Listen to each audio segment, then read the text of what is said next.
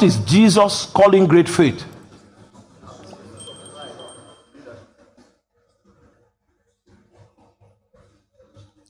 Well, let me help. Jesus' definition of great faith was revealed in that man's ability to discern the mechanism by which spiritual things that are invisible to the eyes. The guy was able to see a system, a set of principles at work in the ministry of Jesus. I hope you know faith gives you the eyes to see things that are not visible. And this guy was able to see and understand. You know, faith has its own logic. And the logic that is behind your acts of faith are not logic that is not a logic that is verifiable by your physical senses. But nonetheless, there is logic in faith. Can you see the logic that the man was unveiling? He said, I'm also a man under authority. I've seen you minister.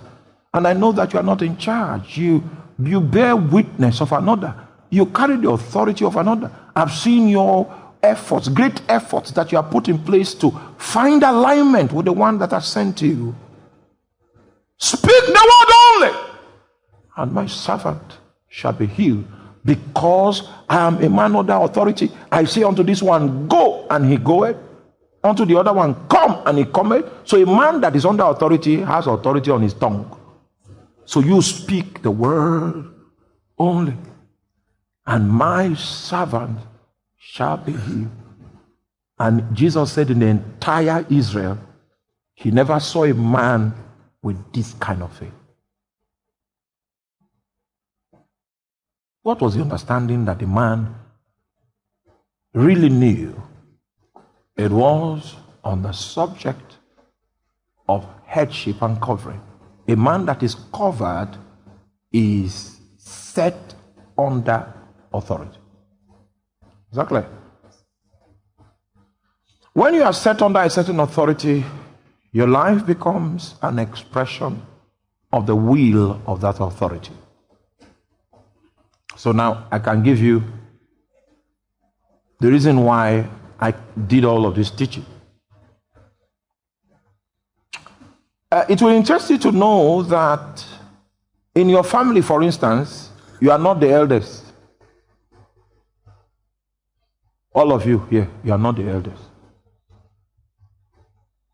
And whether you like it or not, there's a system of authority that has been established in that family. If you are going to get married in your family, it's not you that they will bring the lady to come on. There's somebody older than Evangelist Peter in his own family that will be the one that they will go to consult in order to get married to even your own younger sister. You see, the entire physical family structure is based on the principle of headship. The principle of headship can be a very terrific power when it is wielded in unrighteousness. And you need to know how to deal with it. Because if you don't know how to deal with it, the consequences of the headship in your own family being wielded in an unrighteous fashion can ensnare your destiny. Because God recognizes the principle of headship. I came with a list of things that Satan normally exploits in order to bring injury to the destinies of men. The first one is called headship.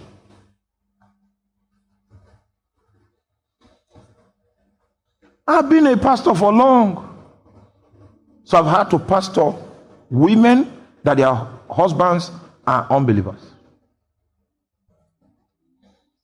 Are you with me? Can you understand my position? I've had to pastor women that their husbands are unbelievers. Their husbands attend gatherings where they do ancestral venerations and pour libation to spirits. And this woman is trying to be a wife, and she doesn't believe in the priesthood that the husband is bringing, but the husband is the one that wields the scepter of headship.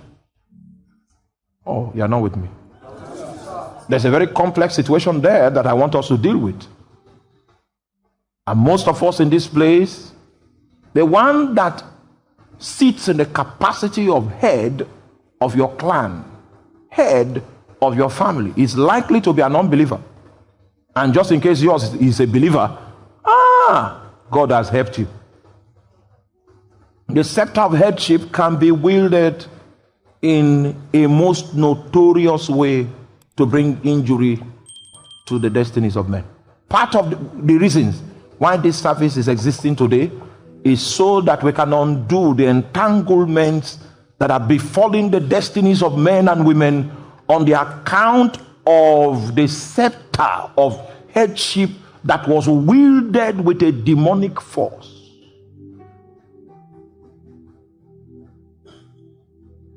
Against your destiny.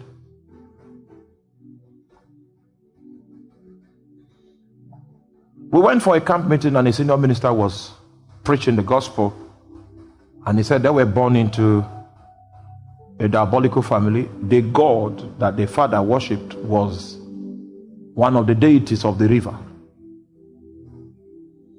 So when a child is born, they take the child before the deity, and the priest will offer sacrifices, and the spirit will come and bear witness. I said, okay, this one is going to stay by the altar. So when his elder brother was born, they took him to, I hope you know the authority that the father is using to do that is the authority called headship. So he brought this guy. That's the elder brother of this preacher, was brought to the oracle. When they brought him to the oracle, the spirit came and possessed the priest, and the priest said, this one will stay before the altar. So they separated him. He didn't go to primary school, didn't go to secondary school, didn't go to the university. He was separated straight to the altar. Began to learn the language of incantation, began to learn the language of divination, and started developing spiritual knowledge around that water deity. When they gave birth to him, they brought him to the shrine. Then the spirit possessed the priest, and the priest said, no, this one, allow this one to do anything that he feels like doing. That was why they allowed him. He went to primary school, went to secondary school. Somewhere along the line in secondary school, he gave his life to Christ. And the reason why the father did not fight him was because the oracle said, allow him do whatever he wants. He became a mighty preacher, but he knew that the headship that was in his family was against the kind of dedication that he had to go. Are you there? Are you with me? Now, so this has produced tomorrow's message. Tomorrow's message is one who I say I was led to do this teaching. Are you there? There's, whether you like it or not, as modern as we try to make ourselves, there is something called the altar of your father's house. And I'm not saying this by terminology. I will show you from the Bible, and I will show you what that altar did to people. So this preacher, he had raised an altar for the Lord, but yes, there was an altar of darkness that was in his family. It is possible for you to gain some mileage when there is this darkness in your family, because the darkness feeds from the principle of headship.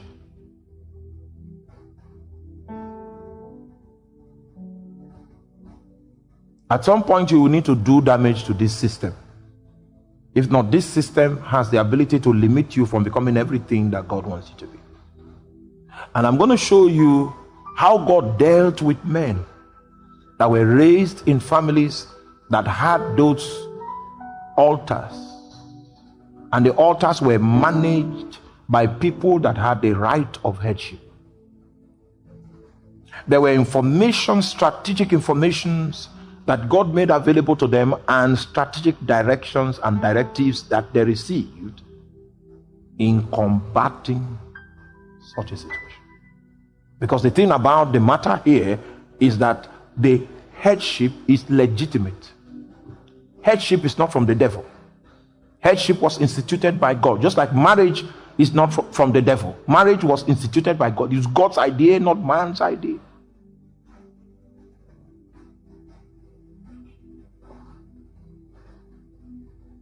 So God himself recognizes headship.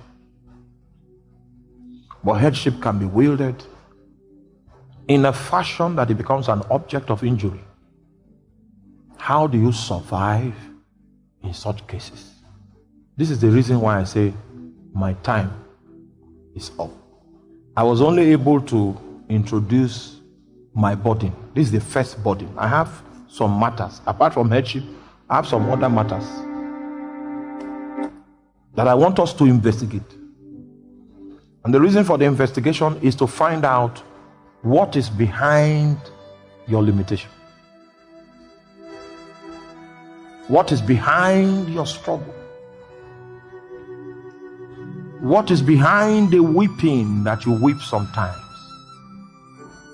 There can be a complex maze of demonic activity that finds its premise of legality in some of those installations that are valid before God. Are you there? The man said, I am a man set under authority. And that is the reason why I can say unto this one, go! And he goeth. So my own personal authority becomes valid because I am set under authority.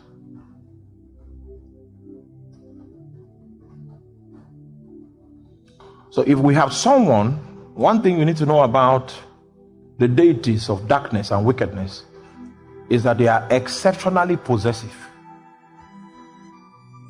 If somebody brings an idol into the family, the idol is not just satisfied with the person that brought it or him into the family. The idol wants to dominate. He wants to become the ruling principle behind the civilization of the people. The idol wants to determine who rises, who falls, who dies, who is afflicted. The idol wants to be the one that determines what happens.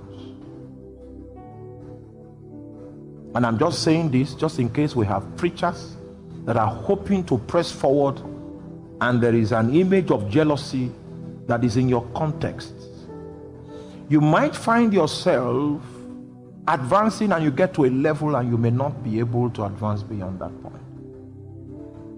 It's just like the children of Israel moving around in circles until God had to say, you've been moving around this mountain for too long. Whenever you see those symptoms of being on one spot,